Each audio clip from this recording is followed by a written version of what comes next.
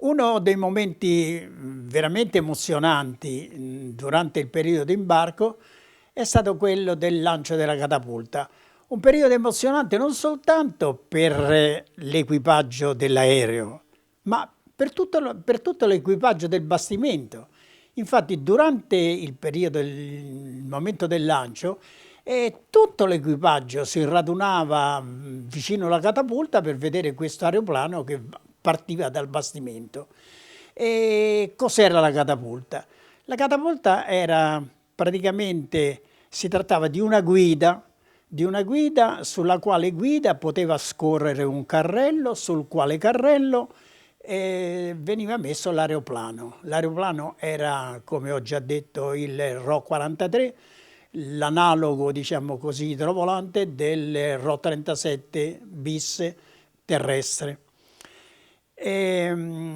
Questo apparecchio veniva tirato poi da una certa fune, la quale era applicata ad uno stantuffo ad aria compressa, a vapore, adesso questo io non me lo ricordo esattamente, ma insomma si partiva con un'accelerazione che era sui 4,5 G, e erano delle botte veramente notevoli. E debbo qui dire un inconveniente che avvenne proprio durante questi lanci di catapulta, allorquando un giorno si fecero delle esercitazioni nel mare Adriatico. Vi erano quasi tutte le navi maggiori, i 10.000. Il comandante della squadra, che era allora l'ammiraglio Riccardi, era imbarcato sullo Zara, sul fiume, adesso non mi ricordo bene. Io ero imbarcato sul Bola. A un certo punto mi chiamò il comandante, era il comandante del mio bastimento, era il capitano di vascello Balsamo, un tipo piuttosto arrogante, un bravo marinaio, ma un tipo piuttosto arrogante, il quale mi disse: guardici, allora noi adesso ci rendiamo indipendenti dall'azione del vento, io lo lancio a 6G, a 6 volte l'accelerazione normale. E dico: no, comandante, guardi, noi passiamo da 4, 4,5 G a 6G. Io non mi lancio a questa accelerazione né faccio lanciare i miei piloti.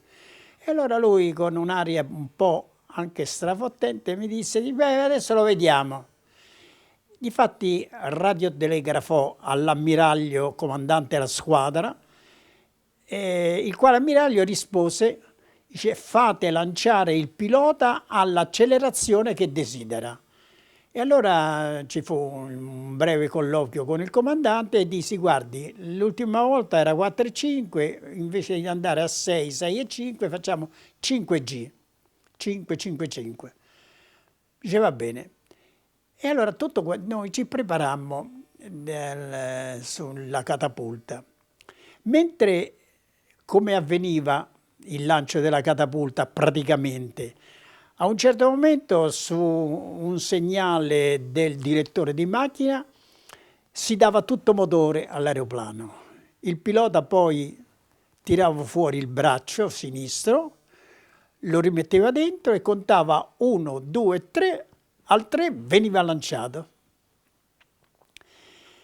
E mentre facevo proprio questa operazione, che cosa vidi? Vidi che un bastimento, perché eravamo tutti quanti in formazione, direi quasi in gergo aeronautico in ala, vidi l'incrociatore da 10.000 che era il fiume, lo Zara, dove c'era sopra il capitano Violante con l'osservatore tenente di vascello Gaeta, il quale si staccò dalla catapulta e piano piano stava per andare fuori della prua della nave, però incontrò le due bitte che erano a proravia del bastimento e si mise così sull'attenti, fortunatamente, perché se non c'erano quelle bitte cadeva in mare e gli passavano sopra 10.000 tonnellate.